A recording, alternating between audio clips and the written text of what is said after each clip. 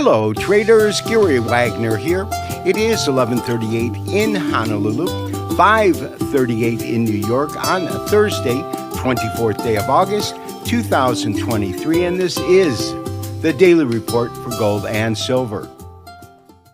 After 4 consecutive days of gains, gold futures did decline fractionally, down $3.40, with the most active December contract currently fixed at $1,944.70. Traders, although gold did decline fractionally when compared to yesterday's close, I remain exceedingly bullish and extremely cautious due to the fact that Chairman Powell is speaking tomorrow at the Fed's annual Jackson Hole Symposium. We are looking at a daily candlestick chart of the continuous contract of gold futures. This chart clearly illustrates the bullish potential for gold in the near future. That is with the exception of what Powell says tomorrow.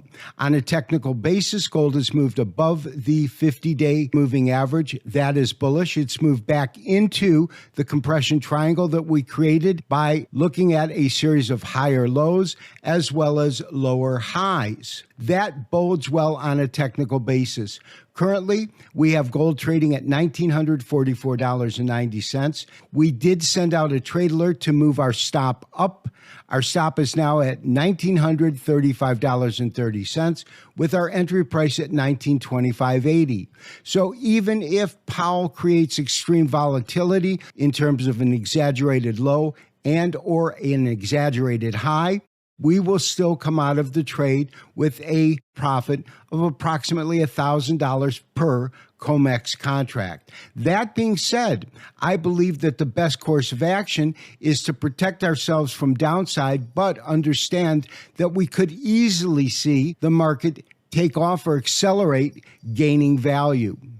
In other words, if Powell's speech tomorrow does not cause the kind of financial ripples that the fire and brimstone speech he delivered last year does, where could we look for gold prices to move to? The first area I would look at corresponds to the 100-day moving average at $1,973. Above that is $1,980. That is based upon the 38.2% fib retracement.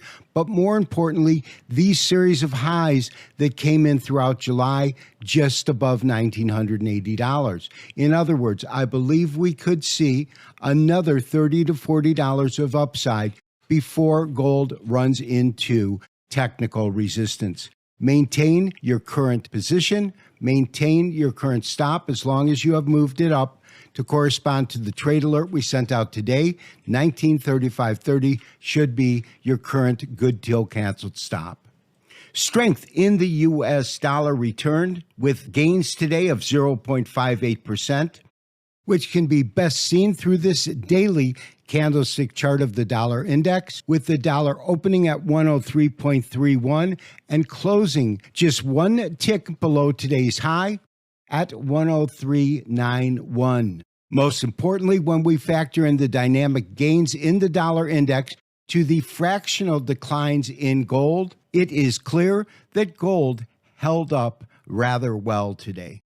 Silver declined by 0.87% or 21 cents, taking the most active contract to $24.18.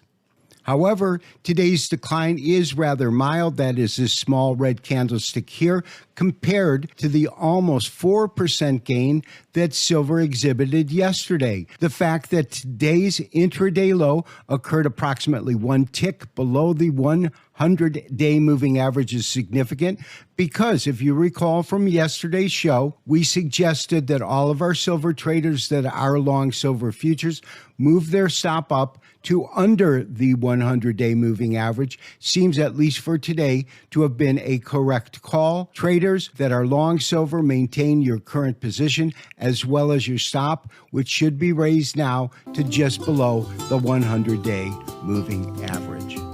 This has been Gary Wagner wishing you, as always, good trading. We will talk to you tomorrow for the next daily update and review. Bye-bye.